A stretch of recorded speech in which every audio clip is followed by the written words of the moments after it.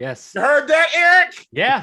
It's like the fact that it prompts you that's like, hey, you're being recorded. A, that's just good fucking practice, and B, it lets us know that you're actually fucking recording. Yeah. So that way because we don't want that fuck up to happen like last time. All right.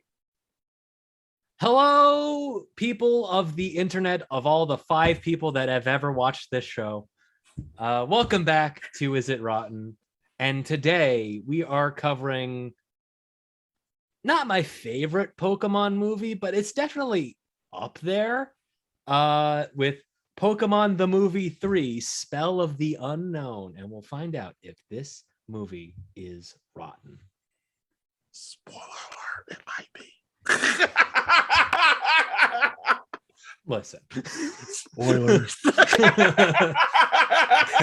So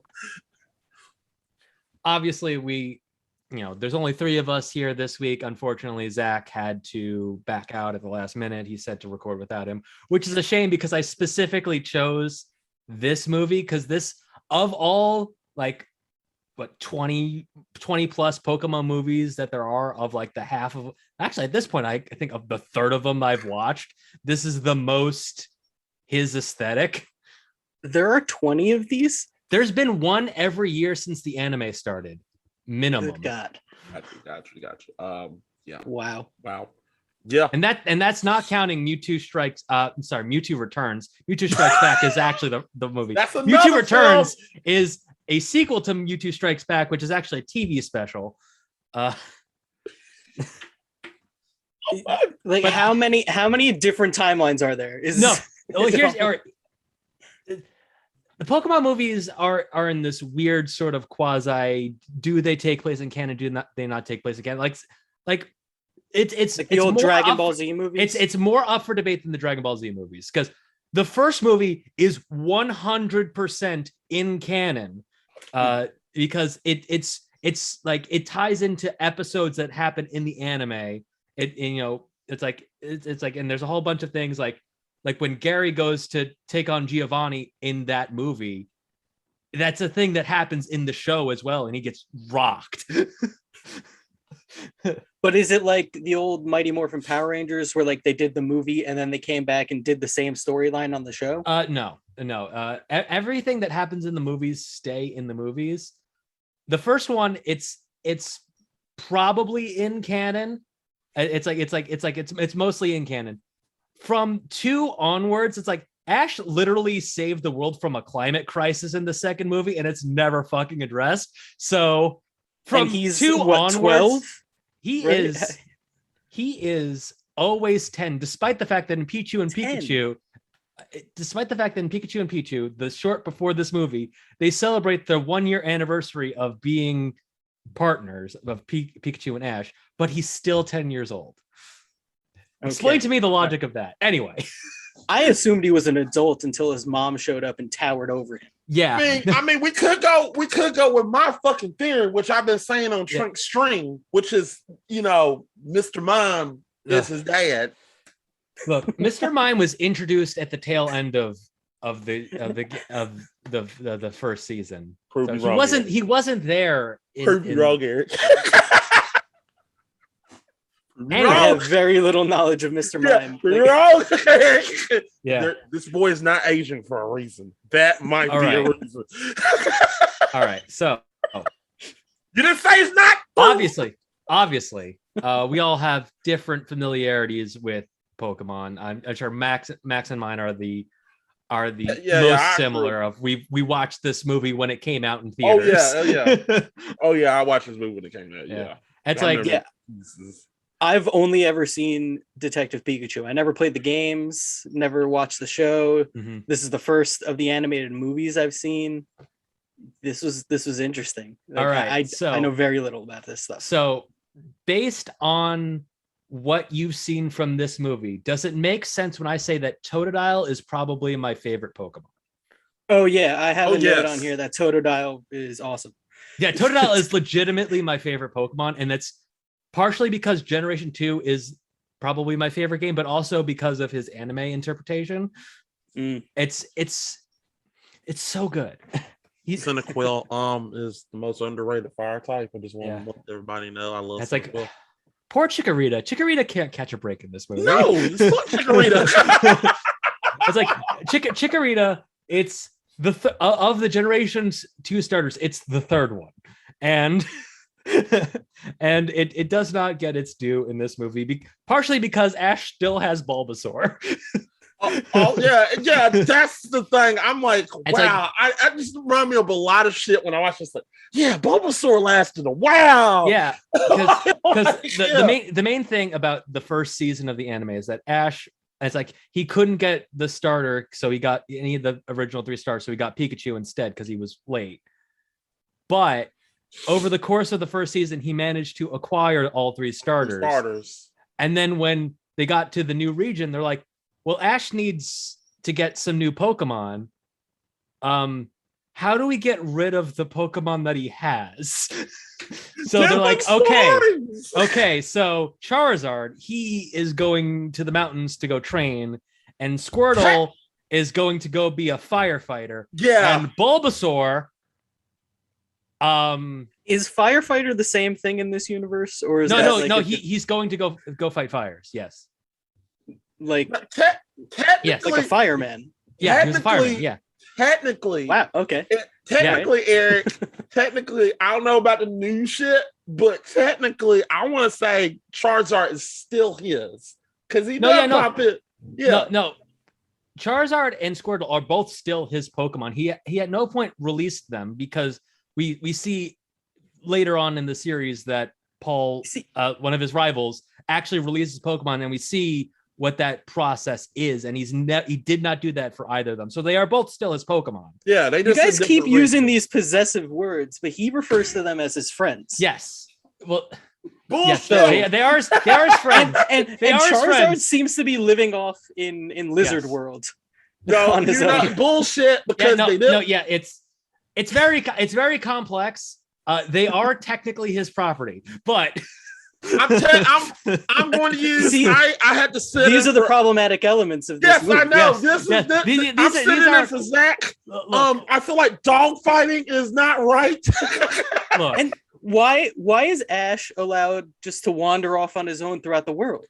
That's just all 10-year-olds in this universe. It's fine. This is a fucked up world. It is a very fucked up world. I speaking of Zach, I think that Pokemon fighting, you do your thing, but yeah. But anyway, these are all topics. These are all topics that are mostly touched on in the first movie. So. All right, cool. What, dog fighting? yeah, no, it's like how brutal Pokemon fights actually just are, and it's like just Detective Pikachu just like skirts over this by having like a city where they're all free. It's like they're in the north. During the Civil War. Yeah, no. Yeah, and they let them, and then they explained it well into the Pikachu, where it's actually like, it's dog fighting, it's cage fighting. Look, I just in the Pokemon canon, the city from Detective Pikachu is the odd one out. That's a problem. It is very much a problem. But is there ever like a series like of it's like Pokemon, but way in the future where everything's gotten better? No, because they've solved all the dog fighting things. No, because they refuse to get away from Ash, so it still all takes place in the present. Ah, shit. And he's still just a 10-year-old child. They do go to the past in the next movie, though. So okay. Well, no, sorry. Pokemon technically, Professor Oak from the past comes to the future in the movie. Damn, that movie. Yeah, it's like that's bizarre. Anyway, that's our first impressions of the movie. Right. I mean, I have kind of a hot take about this movie. It's WandaVision.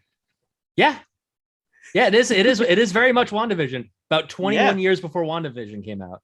Yeah. Like it's like 10 minutes in or whatever it is when the lion Pokemon Entei shows up and he's like, I'm your father, and I'm like, oh, she's Wanda. Oh, by the way, Dan Green fucking kills it in this movie as Entei. Yes, he Oh does. my great. god. All of his line readings Oh. are great. Yeah. Yes. I mean, we'll get to some line readings, but I am your papa. if that is what you wish. He definitely has one of my favorite lines in this movie. Oh yeah. Oh shit. Yeah. So speaking of lines, guys, Scott, I'll start with you. What is the best line in this movie? Oh, it's when Entei says, "You are Mama," to Ash's mom. Oh It's yeah, the best. It's the best line. and just that hypnosis that he does. By the way, it's like the strangest thing about this movie is that as an in-game Pokemon, Unknown's a piece of garbage. Oh it's got shitty stats, can only learn one move, and in the generation that this takes place off, it is fully random based on it. It's like the move could be any type and deal any amount of damage based off of numbers that you cannot physically see, and it will not tell you.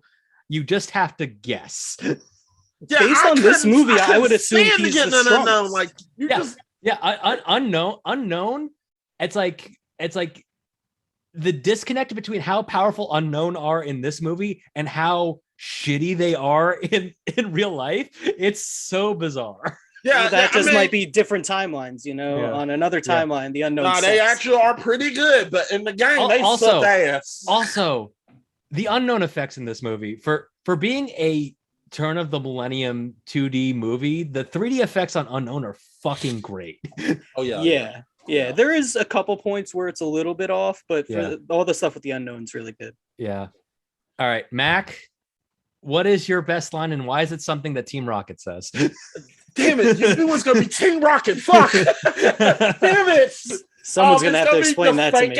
All right. It's the fake out. Well, I mean, Sky, I love your answer, but I did like the fake out. Team Rocket blasting off again, and then I thought, oh man, this Team Rocket's blasting up. I was like, yes. All right, so that is only funny if you understand the context that what happens is that usually at the end of the episode when they're being antagonists, Pikachu usually shocks them and they get shot up in the sky. They scream, Team Rocket's blasting off again, and they get sent off to God knows where. To come back in the next episode and be fine. Yeah, they should be in space. Looking. But just like them getting hit, and then they're just like they're expecting to get blasted off and be out of the story, and they just get crashed into the mansion. They're just like, well, we're stuck here. we were really expecting to really redo our arc from the first movie, but here we are. Yeah, we just get blasted out like halfway through the film. Nope, damn it. All right. But are they good guys? Are they bad guys? No. The role that Team Rocket plays in the shows are the primarily like it's like comedic reflect. They're the comedic relief, but they're also very recurring antagonists that they're in. I believe almost every episode up until like Generation 5. Yeah. Regardless of whether or not they're actually an active antagonist to because they don't seem to be trying to kill them or anything. No. They just want their main shtick is they just want to steal Pikachu. That's their main thing. They kind of say that they're in it for the show. Well, but in the movies, they more so play the role of like a traditional Greek chorus where they're just sort of commenting about what's happening, right? Because and have very little to do. They comment about how the fact that they have almost nothing to do. Which, by the way, it's like one of my backup answers is when the conversation that they have about having a bigger role in the next movie. They do have a bigger role in the next movie because Team Rocket is actually the antagonist of the fourth movie. So they actually have to like play this thing of like, well, we're with you because we're Team Rocket, but you're literally just trying to kill the spirit of time. So this is It's a little too much for us. Now, I have a backup answer. So this one's about the unknown. The next one's about the spirit of time. These are very like existential ideas for movies. Well, the first they were on drugs. Well, the first movie is about Mewtwo. Do clones have souls? And the second movie, like I said, is Ash solves the climate crisis. These movies go deep. I need to revisit. It's like the first 4 movies go hard. Pokemon Heroes has actually no plot, and I fucking hate it. The fifth movie sucks ass. It's so bad. At a certain point, like what do you keep doing? But like 6, 7, and 8 are all really good. It's just 5 sucks. It's so bad. It's Ash is in Venice, and that's about it. Okay, that's Pokemon right. Heroes. That's Latios and Latias are in it. Ash is in Venice. I have that's all I remember from that fucking movie. I have a backup answer, but Eric, I'm gonna let you go. You may have it. And as a kid, I absolutely would have said they look like alphabet soup without the soup, because Meowth.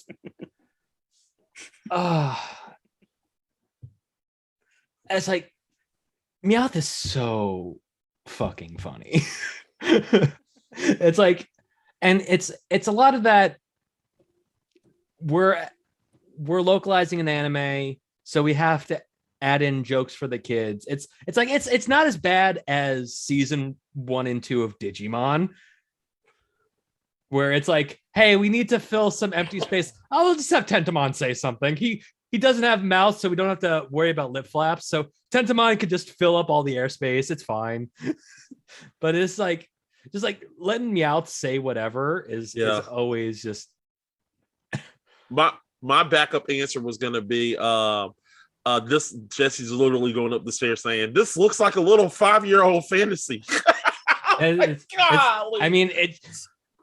It's like, is Meowth the only one that like talks?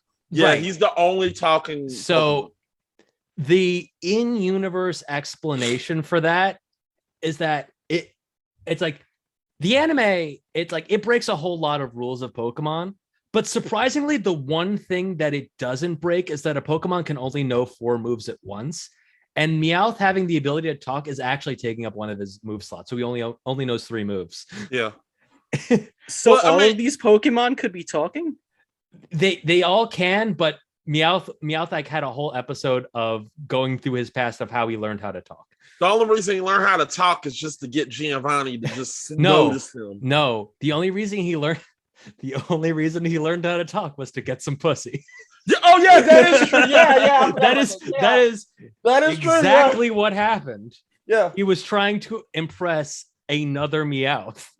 Yeah, and he got caught by Giovanni. Yeah. And then Persian just better with Giovanni. Loved the Persian. Why don't more Pokemon do this?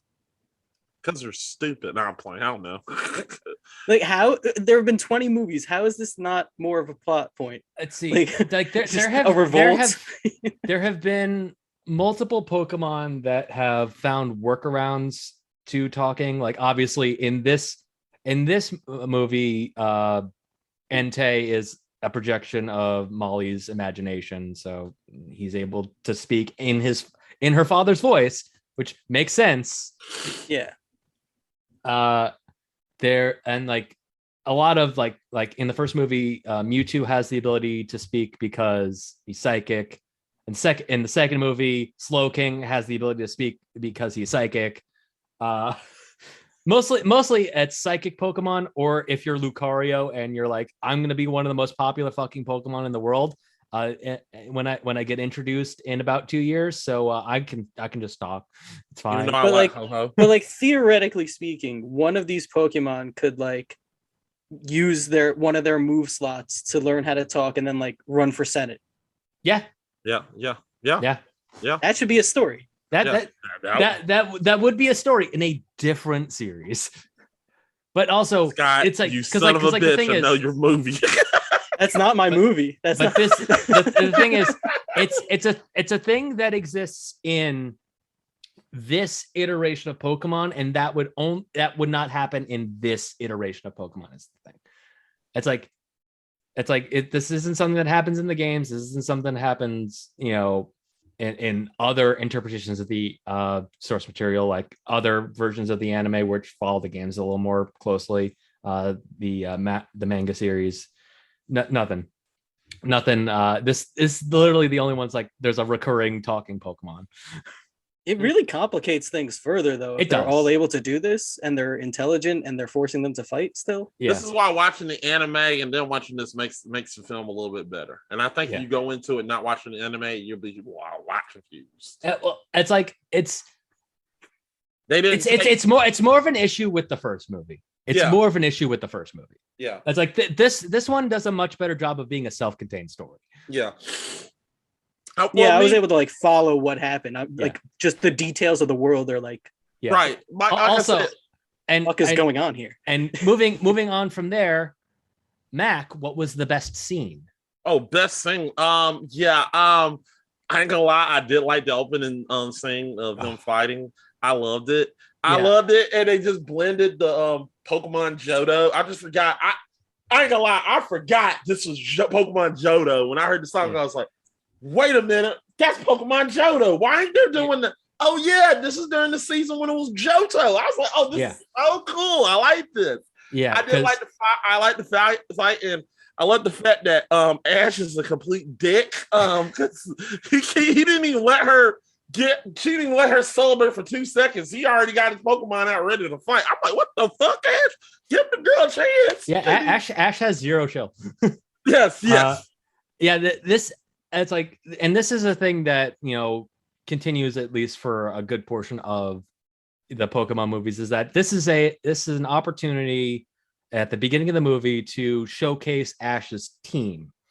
It's like in the first movie, it's facing off against just a random guy that walks up to them when they're having lunch and just randomly has a Pokemon that doesn't exist and like they don't react to it at all. It's like, oh yeah, I just have a Dawn fan. It won't exist for another 2 years, but I have it. What I do really love about the scene is it's like, and another thing that they do is they always remix whatever the season's opening is that started with the first movie. This is, I think, the best remix of a main theme, but also, this might be a hot take.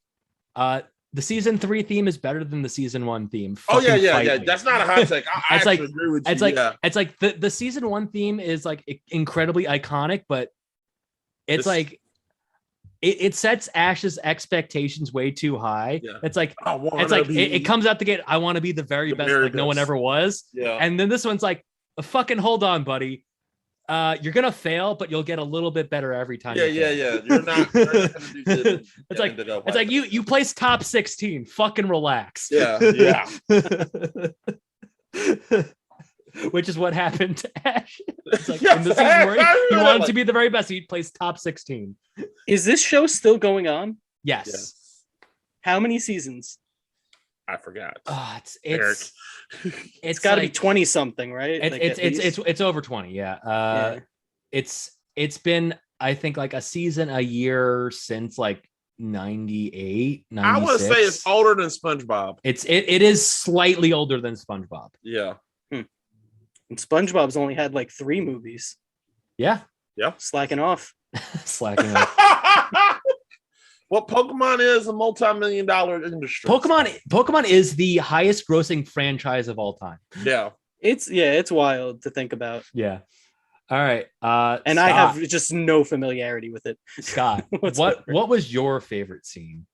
Oh, it's going to be a weird one. I love the scene with the Charizard world where all the Charizards are flying around, and then the Charizard recognizes Ash on TV and without saying a word just flies off. Yeah. Oh shit! Like that. My master's calling me. It's like that because I'm just like, what's happening? Like, that moment is the cross between we needed Ash to get new Pokemon, but we're not ready to not have Charizard in the movies. Hell yeah. Just seeing them all like around in their little Yeah. community, it's awesome. Yeah, it's like and there's just like one human there. Because Charizard has had big moments in the first two movies, so it's like he is Ash's strongest Pokemon. Oh yes, and it's like and like they quote unquote nerfed Ash like they do pretty much every time they start a new region. But it's like they got rid of him, but they're like, we're not ready to get rid of Charizard, so he's just kind of the motherfuckers got rid of Butterfree, and I'm he's pissed gonna about spend that. He's gonna spend like the entire movie just flying from where he is to where they are. You got there right in time. There right in time. I just want to take a moment here to literally get a little pissed off at Pokemon. The Pokemon that they did let go, and I know they're not coming back, and I'm a little bit upset. Yeah, number one is Butterfree. I'm a little bit upset with that because Butterfree is the most underrated Pokemon, and you can teach a sidekick and so many moves. And the next one is Pidgeot. He let go of Pidgeot, and I'm like, who the fuck you don't? Here's the thing. He let go of Butterfree so that Butterfree could go live a happy life with his newfound girlfriend. He promised he would be back for Pidgeot. That's some bullshit. He straight up lied to that man's face. He abandoned him. Right. Well, it's like in the first episode of the anime, it's like Ash and Pikachu got swarmed by a whole bunch of Fearow, and then like the like second to last episode of the original series, it's like it was like just past like the Indigo League. He was about to go start off essentially the filler arc before they were getting ready for the new generation. So it's like they're like, oh, we're back in Pallet Town. Oh, by the way, now there's all these Spearow, and now there's a Fearow. So then Pidgeotto, who had been just a Pidgeotto for the entire time, it's like he evolved in that thing. He's like, well, you can be here to protect the Pidgey, but I will be back for you, I promise. And then he went off to the Orange Islands and just like he never came back. He never came back. Despite the fact that Pidgeot is 5 feet from Ash's house. Yes! Never came back for him. Never even went to go visit him. Bastard. Ash has been back to Pallet so many times and has not once visited Pidgeot. No, Ash kind of seems like a dick. Ash he is a dick. I admit he's a dick. I said it. It's like he's never gone back for Pidgeot. He's never gone back for Haunter. He's never gone back for Primeape. He's a deserter. It's like beyond those though, that his Pokemon all just make it back to Professor Oak and he sees them like all the time. But those 4 are so egregious. He got a bunch. He visits them. So he just brings them back to this every doctor week. to like experiment on. What's happening there? Well, you can only have 6 Pokemon on you, and once again, since Charizard is still his, he technically has 7 Pokemon in this movie, and there's like, so what's the deal? But essentially, what happens is once you catch and this, they explain this in an episode where he catches a Krabby, which is like a crab. He's like, I like, I'm gonna catch this Pokemon. He caught it, and then like the Pokemon all disappeared. So then they had to go find a phone and call Professor Oak, and Professor Oak's like, yeah, it's here. Also, here's the one Gary got. It's way fucking better. Yeah. And bigger. We had it for lunch. and it shows like Ash's Krabby's like this big, and then Gary's Krabby is like this big. Okay. That brings up an interesting question. Do people eat these things? Oh God, yes. They should. They very, very, very briefly address this in an episode where they're stranded. That yes, people eat Pokemon, Pokemon eat Pokemon, but the Pokemon they were trying to eat was a Magikarp, and Magikarp have very, very tough skin. And Meowth bit into it and like broke his teeth. and we also got to put in the fact that if you do catch a Magikarp and you get that Magikarp pissed off, it will turn into a Gyarados. Yeah, Gyarados are fucking scary. Yes, they are. Unless you cannot handle a Gyarados. Anyway, but like if I stumbled upon like a dead Charizard, could I cut off a bit of it and like eat it, or will it like fuck up my system? Well, it's like a lizard. So it tastes like chicken, I guess. Yeah, I Right? guess. Yeah, like eating Well, like I a mean, crocodile or something. I'm not gonna lie. I disagree with what Eric said about how hoocha. I think Halucha. I would want a sea king because it's a big ass crab. And yeah. No, you mean Kingler? Sea King's a fish. I want that weird elephant looking one. No. But yeah, That guy was awesome. Fanfi, right? yeah, Fanfi. Yeah, Yeah. It's like my favorite scene though, it's tough because I love all the scenes where it's like just the entire sequence of them breaking into the mansion, just the way that it's like Ash is pretty much utilizing his entire team to just go get his fucking mom. it's like okay, we're figuring this out. Okay, so the crystallization doesn't take over the water, so we can use that. So then now I can use my flying Pokemon to bring my grass Pokemon up. They can release the vines. We can climb up. Okay, now we can use the fire Pokemon to blast it down, but the crystal regrows. So then we can use our water Pokemon to keep it from regrowing. And it's like it just the way it's such a good sequence, and it actually highlights a lot of Ash's out of the box thinking that he does utilize over the course of the series. And it's actually a very good representation of his character, of like him wanting, like his determination and also his creativity. But also shout out to the opening scene where Ash blows through his 2 grass types to end on a fight with a Quagsire, a water ground Pokemon who is doubly weak to grass and immune to electricity. yeah. That's how. Damn it, Ash was an asshole and a dumbass at the same time. Also, the fights in this movie follow no rules that exist in the anime or the games. So it's okay, like cool, because I was like, what, how does this work? What's the rules of engagement? The rules of engagement is that technically Ash still had 4 Pokemon left in that opening, and the girl had 2 Pokemon left. So it's just off screen. Ash took out the Stantler. Who, by the way, is like, getting a new evolution finally. Oh my god, this is so long overdue. Stantler came out in like 99. I agree that I think that was like probably the best action sequence in the movie. Yeah. It's because it's like it's also one of the only ones that doesn't involve a battle. Yeah. Which were the most boring parts of the movie to me, but you know, I don't really care for that stuff. This is actually the only movie that like stops and says, okay, we're gonna have a Pokemon battle. This literally doesn't happen in any other of the movies. I just assumed that was the way all of these were. No, this movie is the most like a Yu-Gi-Oh movie. Yeah, because like at a certain point, it's just like, okay, now you got to battle the next guy.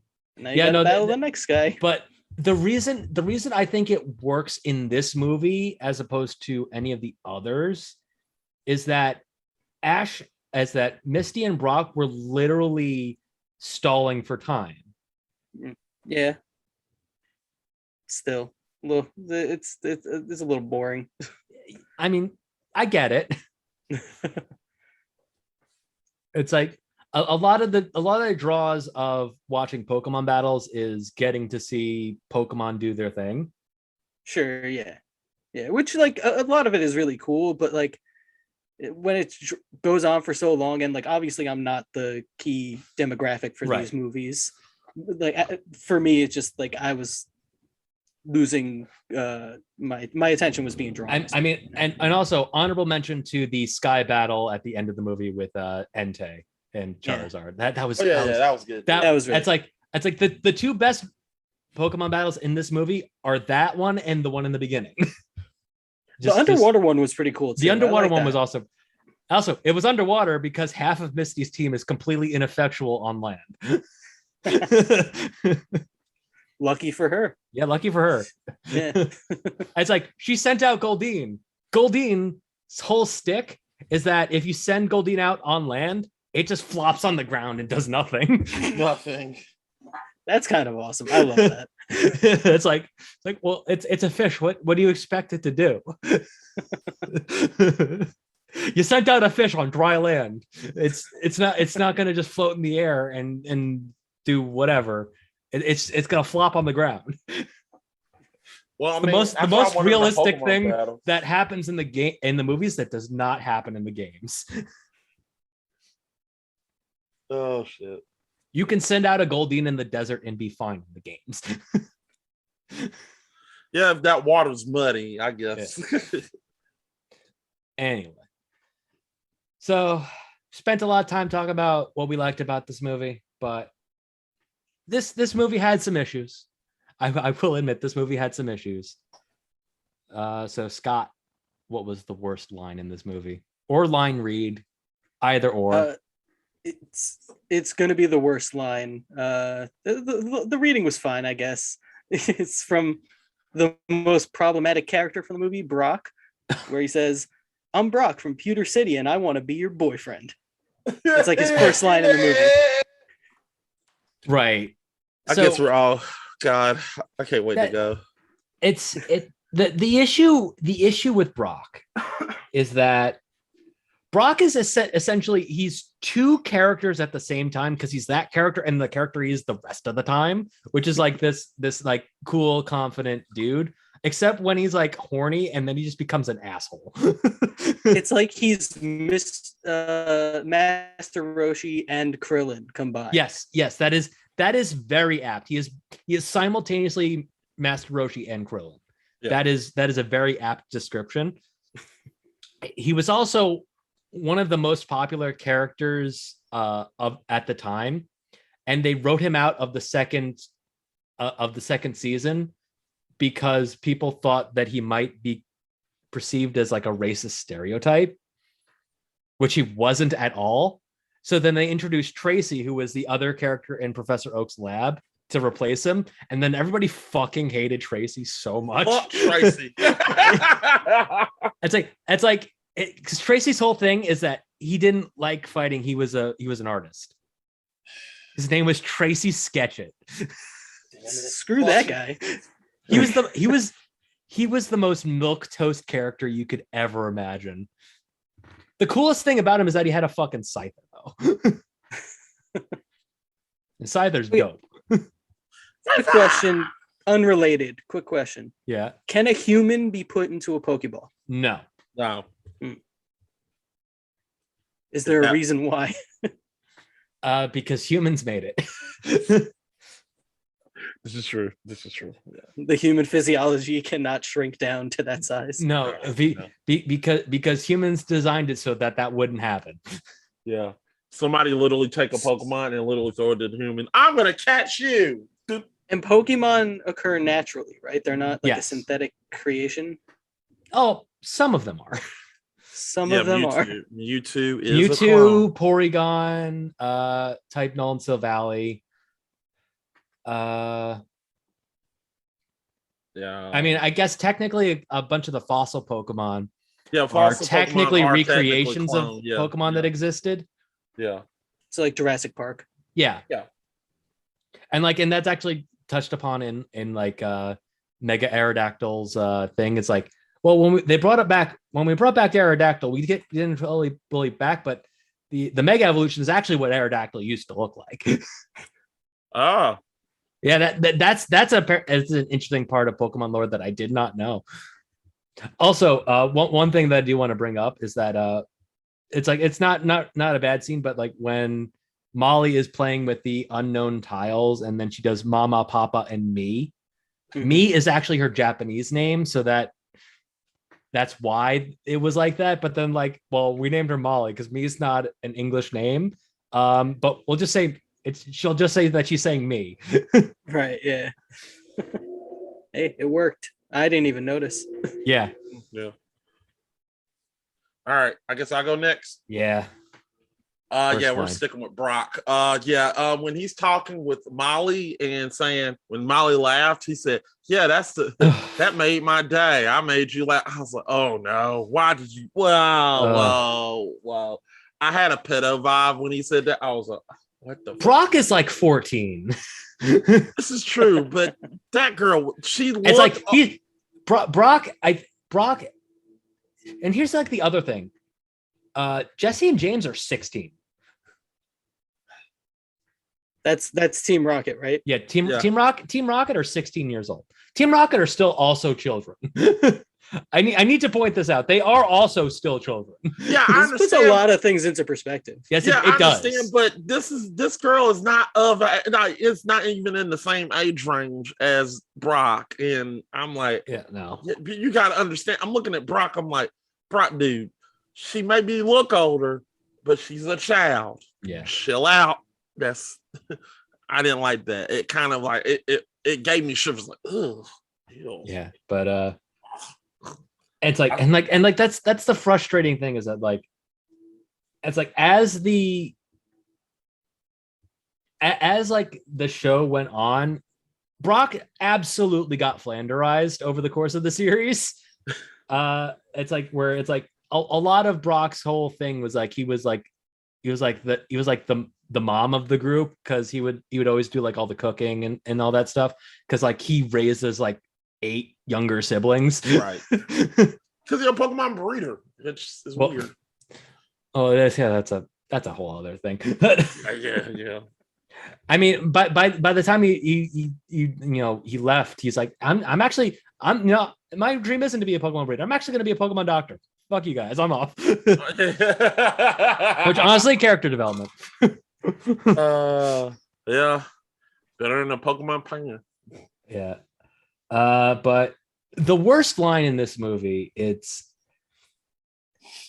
and I love Veronica Taylor as Ash a lot, but the she's gone line reading after he can't catch up to Entei after like directly after he's taken his mom. It's like there's the emotion that you see the character have and probably existed in the Japanese version, and then there's the she's gone, and like you could have done another take on that one.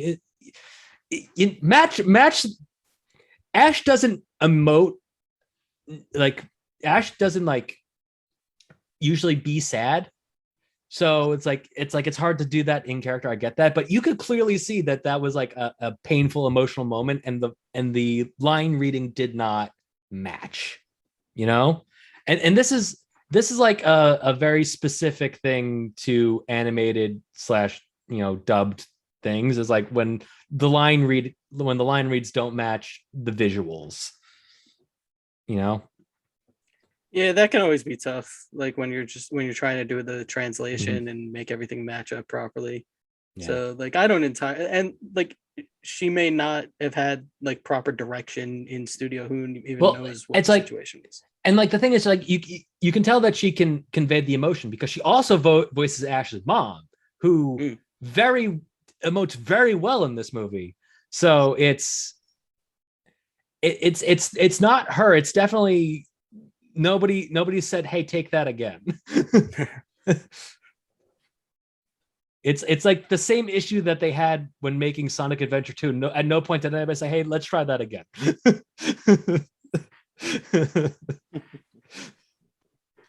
All right. Worst thing? Worst. All right. So let's see. Go back to Mac first on this one. Mac, what was the worst scene? All right. The worst thing, I gotta admit, it just was. There are problems, but it really wasn't.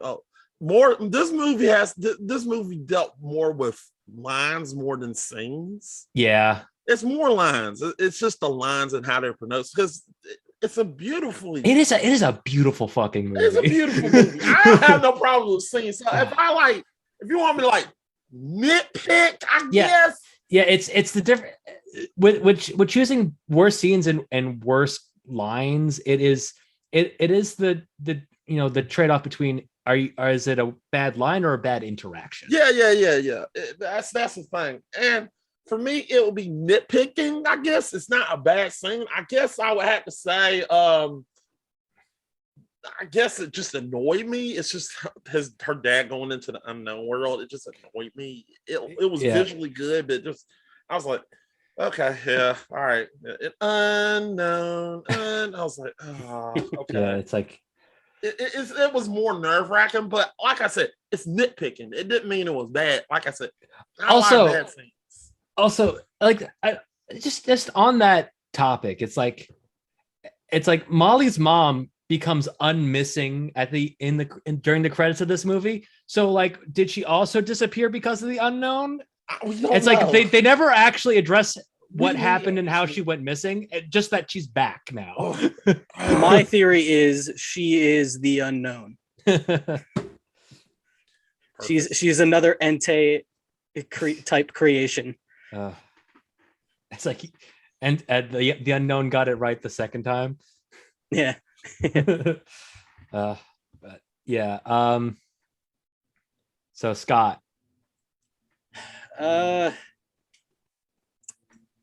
It was when the news team like blew up Ash's spot when he was breaking in, and they're like, "Hey, it looks like there's a boy breaking into the Magic City," and I was like, "What are you doing? This is the plan. Let him go. Come on, stop this." Yeah. Well, it's like, because it's like the thing is like they had just watched, the Team Rocket balloon crash in there. They're like, well, I guess nobody can approach. They're like, oh shit, oh no, this kid knows what he's doing. All right, this kid clearly traveled all across of Kanto and knows how to traverse terrain. Speaking. Okay, is this all one country? All right, so the first 4 regions of Pokemon are all based off of different regions of Japan. So it's like you could say that, and like Kanto and Johto are literally right next to each other. Like you can take a step from Johto in the games, and then like a guy's like, hey, by the way, you just walked into Kanto. Good job. But it's like it was just because like when like his mom and all of his friends showed up and they all just happened to end up at like the same place. I was like, how big is this world? How many people are in it? Yeah. Basically Johto and Kanto are like right next to each other. It's like it's questionable how close and how far Sinnoh and Hoenn are. It's like Hoenn is like a little more tropical and like Sinnoh is like a little colder. So it's like probably on like opposite sides of where Japan, but it's like, yeah, it's like, but like it is very clearly established that you can walk from Kanto to Johto. Yeah, I was just about to say these kids are just walking everywhere. Yeah. No, it's a whole thing. Like, are there any teleporting Pokemon? There's a point in the anime where it takes them like 40 episodes to walk from one town to the next. It's so bad. It took them so long to get to Olivine. It's ridiculous. It takes like 2 seconds in the game.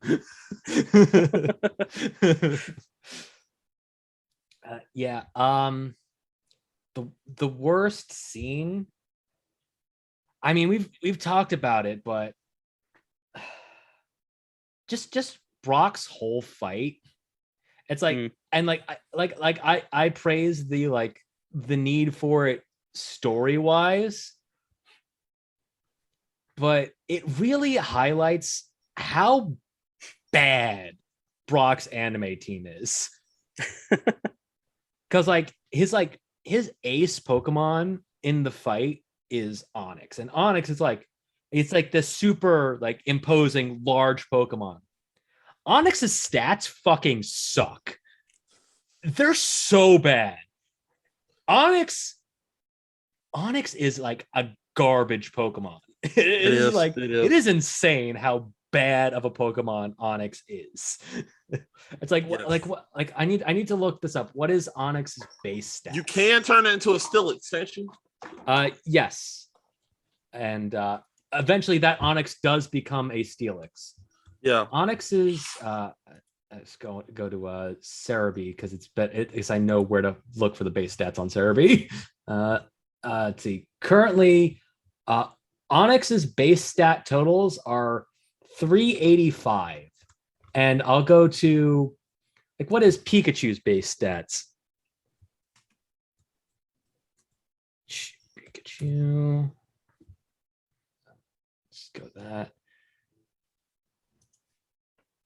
Pikachu's base stat total is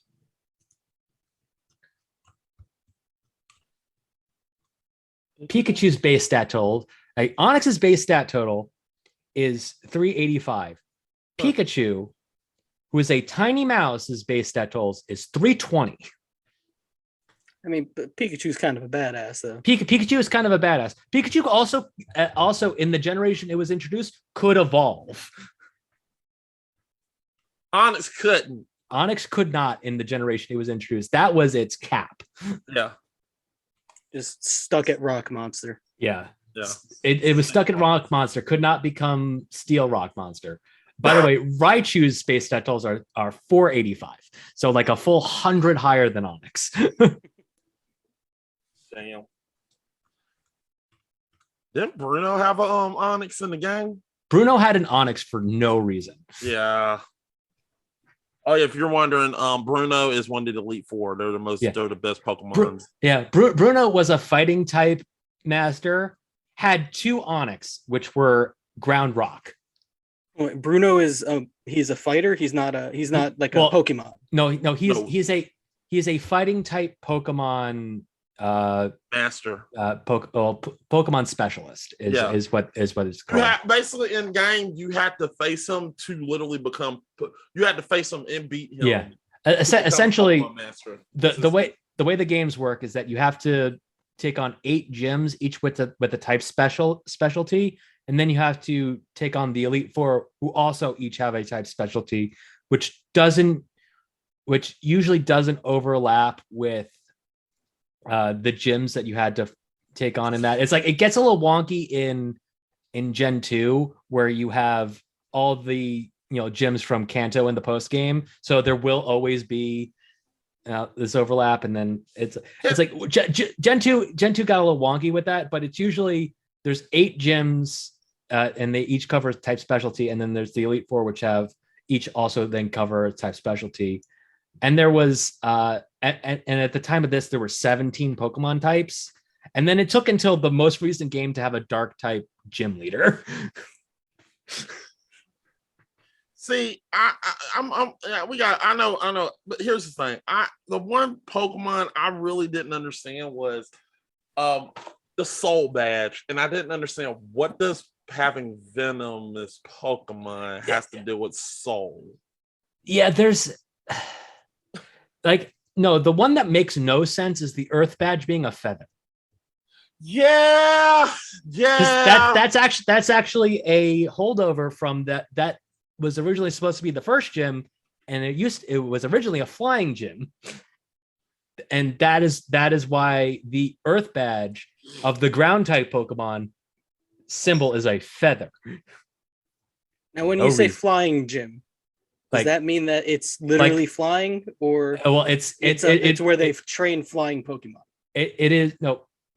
It's where you go to get a badge to essentially progress in the story, in the games, and then to be eligible to enter the league. Which in the games you fight the Elite Four, then you fight the champion. Where in the anime it's more so like a tournament style, where it's like you qualify, so now you can be entered into pools, and then in the anime Ash got knocked out in the top 16. See, I still don't understand what the Earth Badge implies. What Pokemon goes with the Earth Badge? I still am wondering.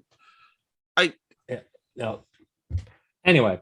Yeah, I have no idea. I was like, why do you have a Nido? Ain't that I'm so confused. The Earth Badge is all ground types. Nidoking and Nidoqueen are ground type Pokemon. Oh, so pewter, not pewter. So when you go to Pewter City, that's literally rock. Yeah. Okay, I get it now. Yeah. I get it. Like Yeah. rock, not ground, rock. Yes. Okay. See, I'm getting which is why it makes no sense that he keeps a Steelix, because Steelix is ground steel and not rock steel. Pokemon, man. Pokemon's weird. Anyway. Sounds it. Yeah. I played the games. Anyway. I should have won that round. We've gone through all our discussions. So now it's time to ask. All right, Scott, is Pokemon the Movie 3 Spell of the Unknown rotten? Yes, I think it is. Hmm. I'm gonna put it at like a 45. I mean, it's better than the 21 it's sitting at now. Yeah, it's not that bad. Like, it's not as bad as like it's being made out that way. Because like a lot of it was probably that like I saw so much WandaVision in it, and I was like, oh, this is fun. This is interesting. 20 years earlier. And like the animation's really cool, but like I was losing interest a lot. There's a lot, all the tournament type stuff was kind of boring to me. Yeah, that's fair. All right, Mac, is it rotten? I'm a little bit upset that I lost that gamer grudge fight because Mario and the 6-1 should have won, and I feel like that was bullshit. And I just wanted to say that's fucking bullshit. So I want to say fuck Pokemon Blue and Red and fuck you, TJ. You shouldn't have won, but I still love you, TJ, because you're cool. But other than that, as it pertains to this very movie, I would have to say no, it's not rotten. I would put it at a 60. I think I see a little potential in this film. It's like I said, the line reads are not. It's not as bad as I thought it was gonna be. It's just certain parts of it that I would, if you tweak it a little bit, it could be better. But if you add a little bit more background to it, I understand it. I think if you have not watched this film, if you have not watched the series and then you watch this film, it's not. I can understand why Scott would say, "Oh, it's rotten to me." But I watched the show. And I watched this film, and then looking back on the show and then watching it, I was like, okay, it gave me that Johto vibe. I watched Johto when I was a kid, and I remember it, and I was like, still good. It's not bad. I put it at a 60. It's not completely. I wouldn't say it's not.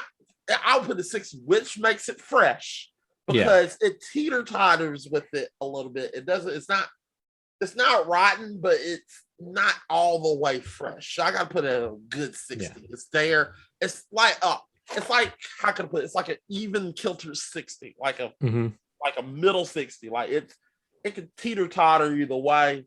You know, it's not for everybody, but it's borderline.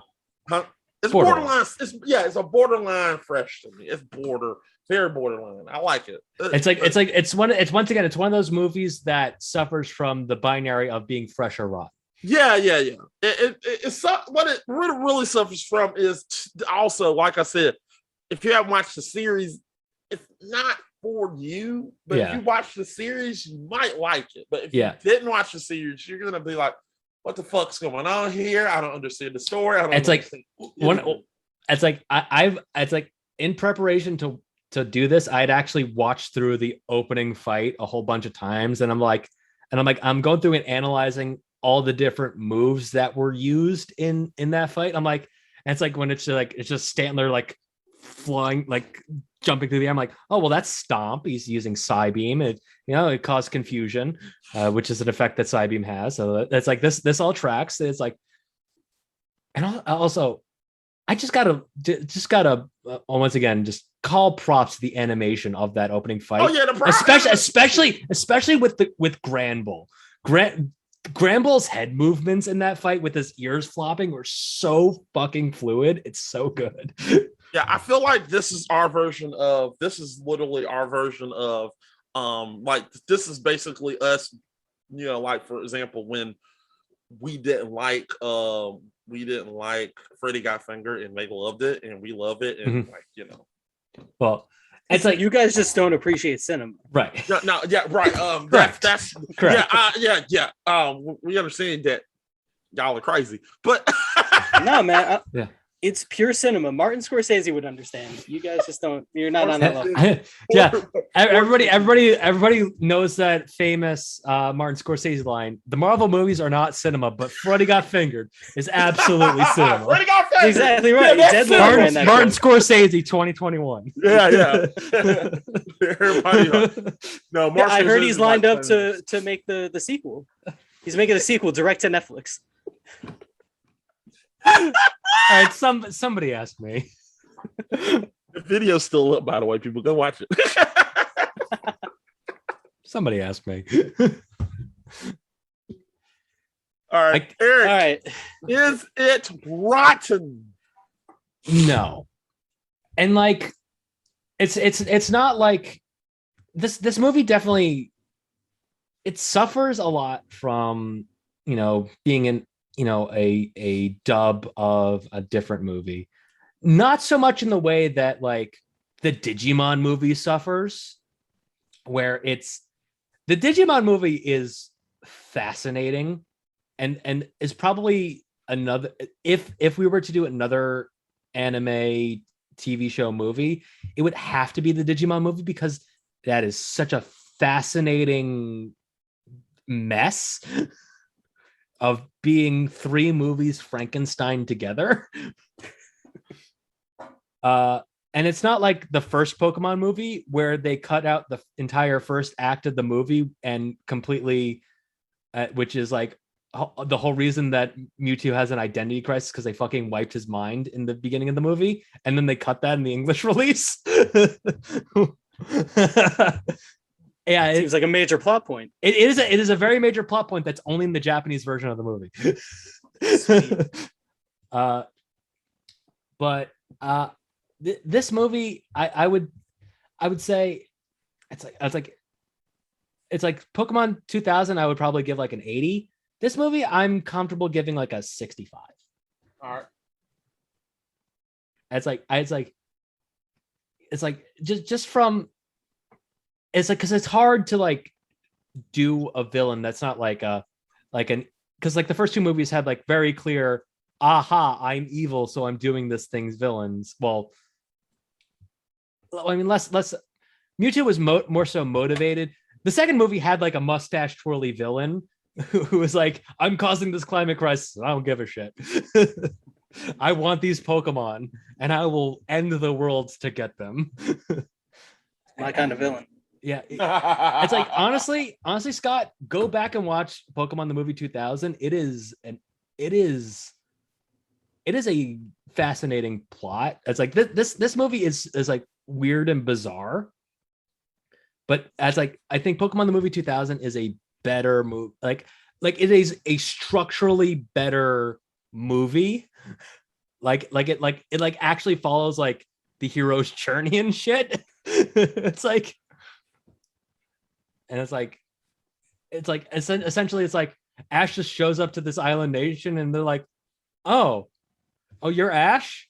Yeah, you're in our prophecy. You have to fucking save us. He's like, oh, okay.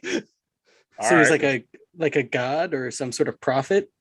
Well, he's like, it's like this prophecy about how when the world and this is like a whole like thing that only it's like in Japanese his name is Satoshi, and it's like in the line in the Japanese version, the world will turn to Satoshi, but in this one it's like the world will turn to Ash. And I'm like, well, that could be interpreted in so many different ways, but they just like, yo, this is dude named Ash, yeah, we'll turn to him.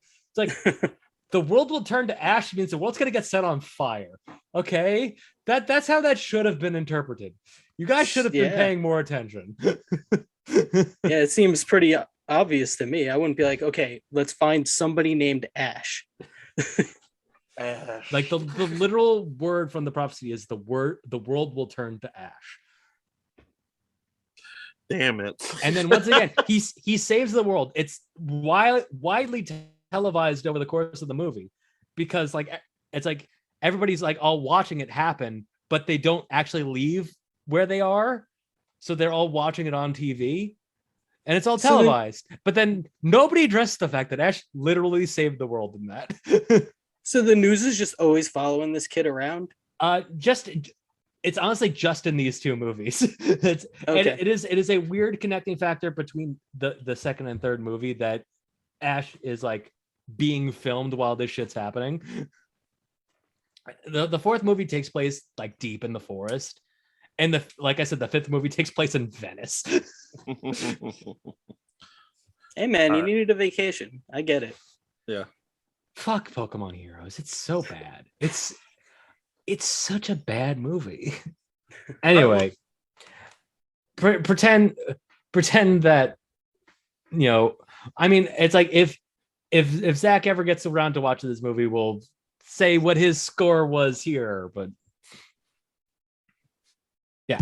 Yeah. You will never do that. All right. I am interested to hear Scott's pitch for the sequel. You're not interested in my crazy pitch? Well, it's mostly because Scott has no.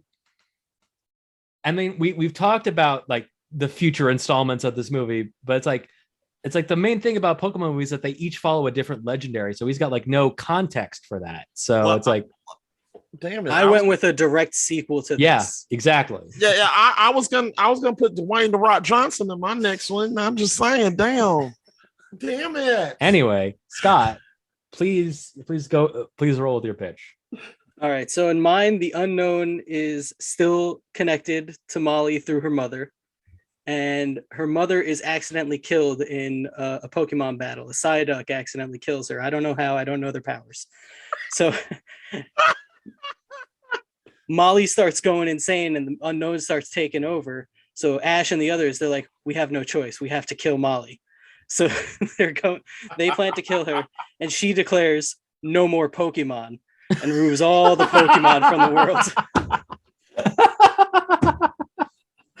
House of Molly. Based. This time her father takes on the form of a Magnemite. Oh my God! That's it. That's all I got. Oh, and also Mephisto actually shows up. Yes. I like Or whatever the Pokemon devil is. That would be Giratina. So they have one. Cool. Yeah, they do. They also have Pokemon God, so it's fine. All right. That's Arceus. Damn it, Scott. Damn it. I'm supposed to come with a joke answer, damn it. And I always come up with a joke answer. Damn it, I'm not talking the joke. It's like that pitch only makes sense because you made the WandaVision connection. Oh yeah, I made sure to lay that in. Yeah. And it's like, damn it, I was trying to. I was. This movie is WandaVision. Yeah. Yeah. This is weirdly similar. I was gonna come up with a joke answer. I was like, damn it, that's a good one. It is too. I guess I got to be serious. Fuck. All right. Mac, I got. what you got? Ready for me? Yeah. All right. So mine's also a direct sequel to this film. I believe that what's gonna happen is Molly actually, she gets her mom, but she actually grows up and she eventually becomes a Pokemon trainer. Mm-hmm. Because I think the interesting thing about this film was she was a Pokemon trainer and we got to see her older. So she becomes a Pokemon trainer and she actually is. Her father doesn't want to mess with Entei after all this shit, but she actually has a little bit of wants to meet Entei again. She knows about the childhood. She wants to meet Entei again. So she becomes a Pokemon trainer so she can be strong enough to do her research. Unlike her dad, who just literally rounded up like Indiana Jones and didn't have no weapons. She rounded up in there. She wants to be eagerly prepared for this. So she goes around and she trains herself while becoming a Pokemon trainer and getting a couple of back. We see the beginning. My whole point is I want to keep Ash, Misty, and Brock out of this. I just want her story. Like her becoming a Pokemon trainer. She meets some friends and she meets somebody and we don't know her. She meets somebody and she says, hey, I'm a Pokemon trainer. I got already 2 badges. But my real goal is to find Entei. I've been searching around while I was trying to become a Pokemon trainer, getting stronger. Her leading Pokemon. No, I don't want to go with the bear because I don't like that. I feel like her Pokemon would be Molax, which was I don't know how to say Munchlax. Yeah, a Munchlax a full two generations before it was ever introduced. yeah, I know. But I want it to be that because I feel like she trains that because I think it would be not only a cute Pokemon, but it shows her growth because and then she has Mr. Mime Jr. As another once Pokemon. Again, another Generation 4 Pokemon in this Generation 2 movie. Well, I know, but this movie will be moved on down. Right. Yeah. So yeah. I know it's a Generation 4. I'm not saying this is not going to be a direct sequel. This is going to take time. I'm trying to get all these Generation 4 Pokemon because this is like your alternate Pokemon, like 11. Yeah. Like I want her to literally go with the because I feel like her thing is cute Pokemon that eventually I want the Pokemon to grow with her. Yeah. Because Mr. Mime Jr. is going to grow bigger, but she's going to have it's a cute Pokemon in the beginning. Let's just give her Galarian Mr. Mime so that it can become Mr. Rhyme. I want that one too. Yeah. So we'll do that. Yeah. But I think what I want is her story growing, and then she eventually not only meets Entei, she goes and meets the other dogs and get the names of all the other dogs. I apologize. But she meets all of them as of course to eventually get to Entei. I think this would be a good story. That way you can get a full circle. Because I did like the second Pokemon movie where you got to see Moltres, Articuno, and Zapdos. And you literally got a bird, and then you got the eventual Pokemon, which is the famous one we all love in the end. Lugia, yeah.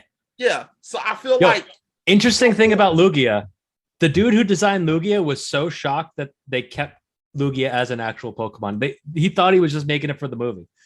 That's like, and then when Pokemon Silver came out and it's on the fucking box art, he's like, holy shit. I actually love this. Hope he got paid. Yeah, he got paid. Dude invented one of the most popular Pokemon. Ho-Ho's still underrated though. I love Ho-Ho. But I just want my movie is just literally her growing as a Pokemon trainer and her eventually seeing the other dogs. Yeah. I just want that to happen. I think that would be a cool genre. Yeah.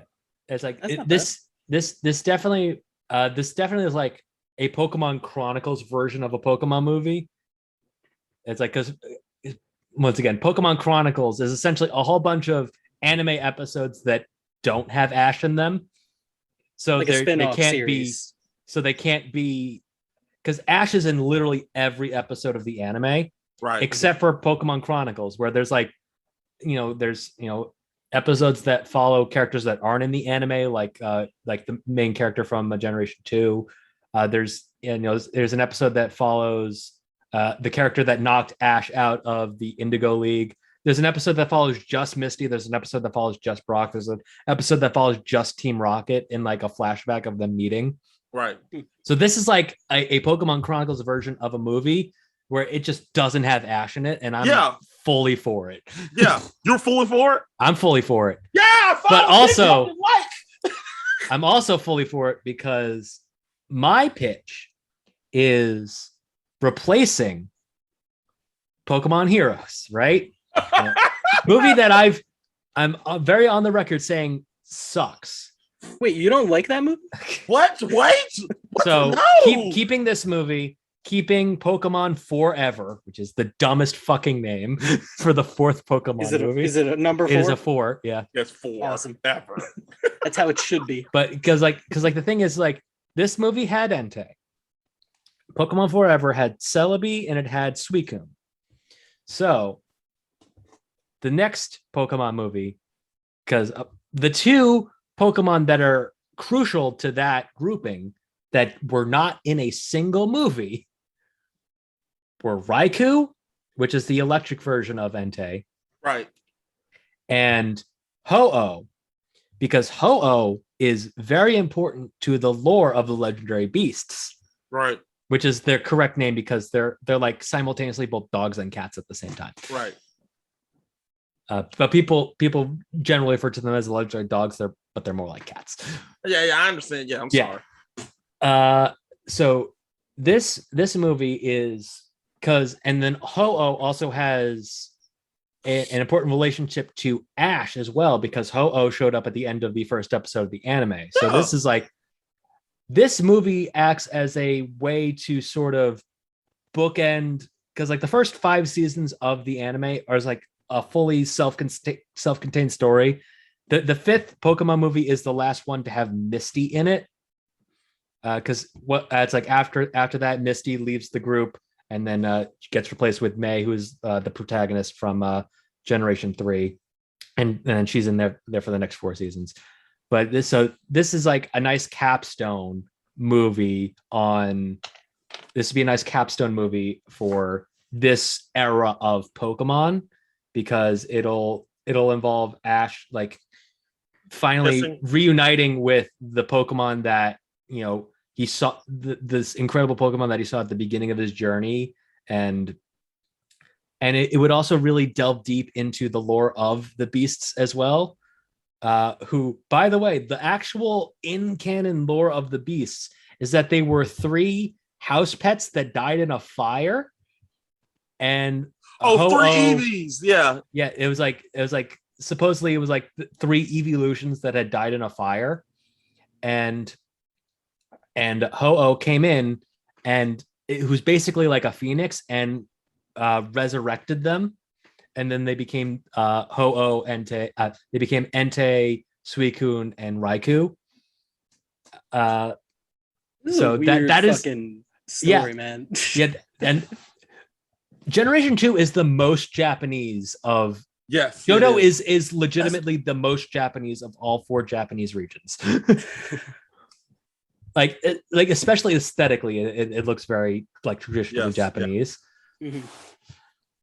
It's like and it's like the story of the burnt tower. It's like just a way to. It's like having the 5th movie be like actual, like based on actual Pokemon lore. Have it be this nice little sort of essentially like a sending off for Misty as well, since Misty, this is Misty's last movie. She leaves the group at the end of the 5th season. So it's like, and Misty, it's like, you know, and then the return, like the straight return of Suicune from the previous movie, and the quasi return of Entei, who wasn't really in this movie but was in this movie. Is he voiced by the same person? Like, you know what? Sure, he'll still be voiced by Dan Green. It's just still be voiced by Dan Green, but it's just regular Entei this time. It would be great if he like was like Gilbert Gottfried or something. Oh my God, yes.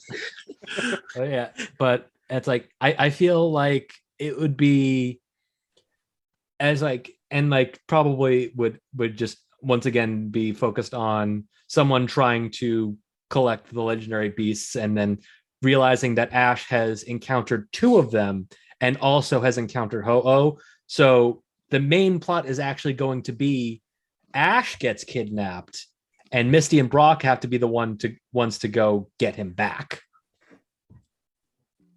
Okay. Interesting. Yeah. I think personally and honestly, I think me and Eric make nice movies. I think this is the best movie I made yet. Yeah, it's like, sounds like you guys made like solid Pokemon movies. Yeah. I made a joke. I replaced I actually the wanted worst to go your Pokemon route. You took my route. I have an alternate pitch. Yeah. Okay. What was it? So a Lickitung uses one of its 4 power spots to be able to talk, and it runs for Senate. And at the end of the movie, like it gets completely corrupt. It's a very dark movie, and by the end, it's assassinated. Can I go with my joke answer, please? Yeah, go for it. My joke answer was going to be Misty. It's right. This is going to be rated R. Look, it's going to be Pokemon. Pokemon. It's going to be Ash and Misty, and they finally kiss, but they go further than kissing, and they are 10. They need to fucking kiss. This is bullshit.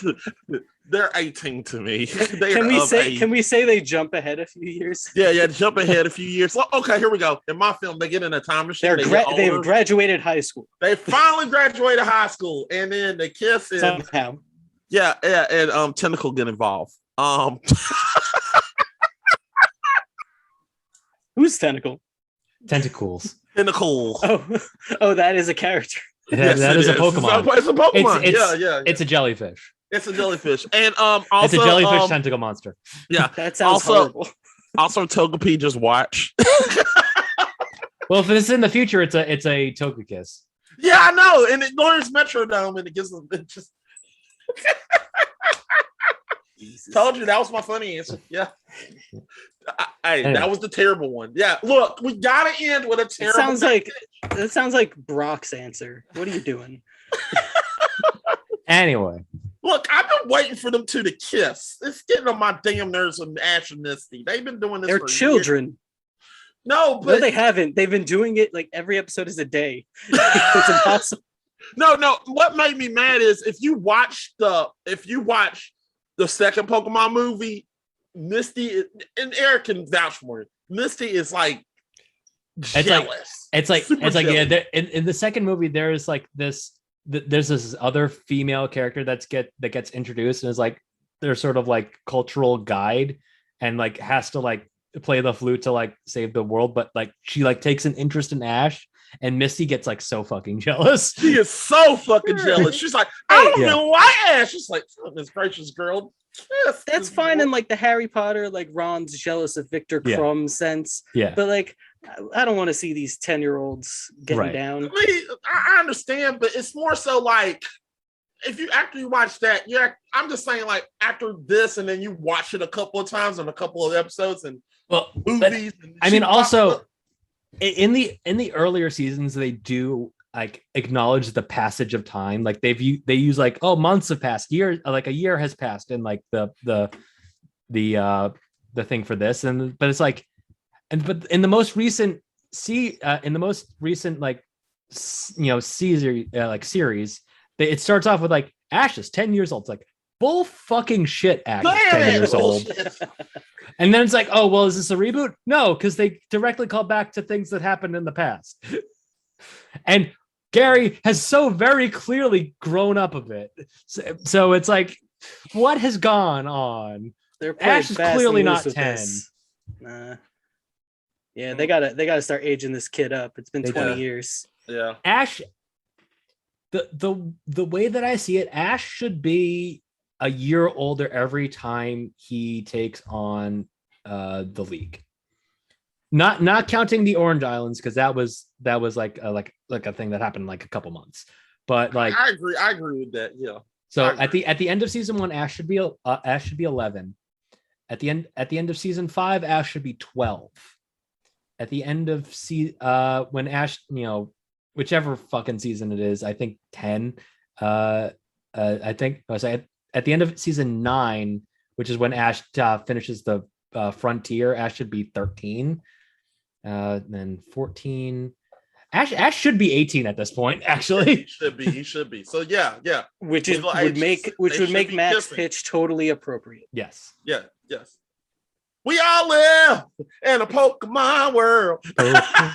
Yeah, that's the season 2 opening. Yeah, season 2. Yeah, I remember that. Yes, I watch Pokemon, damn it. Everybody want to know. Yes, I watch the show. So yeah, I'm an expert. As like, and that's also like a good opening, but like the main thing is that it wasn't the original opening. Yeah. It's like, and so people were like, and then the season 3 opening came out. I was like, this is good. This is dope. Yeah. And then Master Quest came out for season 5, and it was a remix of the original, and it was so fucking good. Oh God. All right. I guess we got to end this. So Scott, it is your choice. Oh shit, is it? Yeah, go back to the top of the order. It took like 5 months to do it, but we're finally through the order. Yeah, we're probably cool. Yeah. And we apologize. We've been busy. I apologize, guys. Life happens. Let's see. Remember early on when we were 3 months ahead? Yeah, I know, right? Yeah. When we started this show, we were always months ahead. Good times. Good times. Do we have like a topic, or I'm just no? It's range? just no. You can just pick anything you want. Yeah, any movie you want.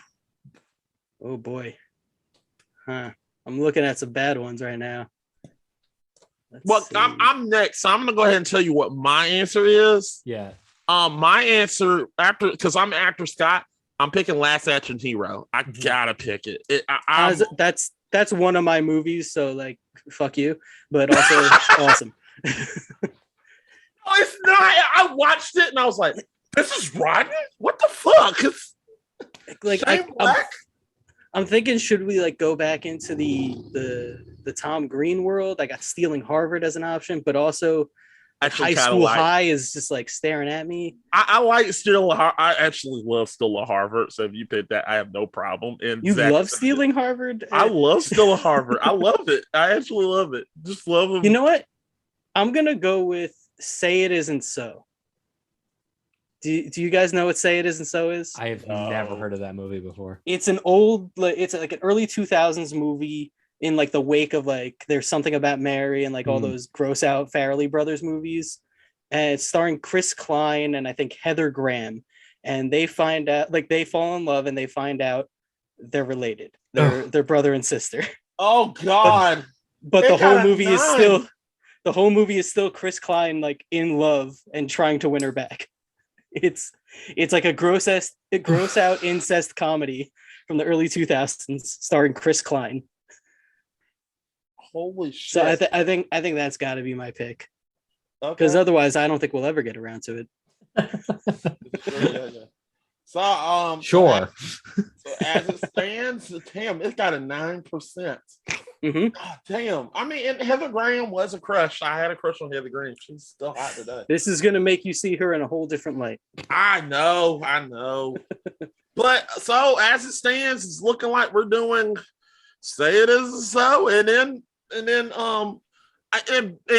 Last Action Hero. Also, I just want to do Last Action Hero to just prove that Zach is bullshit about action movies. I feel like this is a movie where he'll like it because not to spoil anything, but like the whole point of Last Action Hero is that it is also basically a parody of action movies. Yeah, that's the whole point. It's a parody. It's a big parody. Yeah, I can't wait for my sequel pitch for Last Action Hero because I've been brewing this one for a long while. It's penultimate action hero. it's a prequel. No, mine was just gonna be.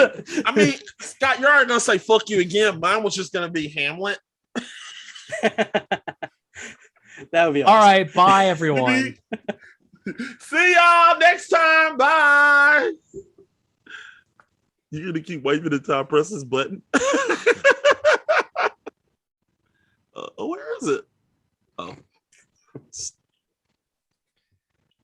Yes.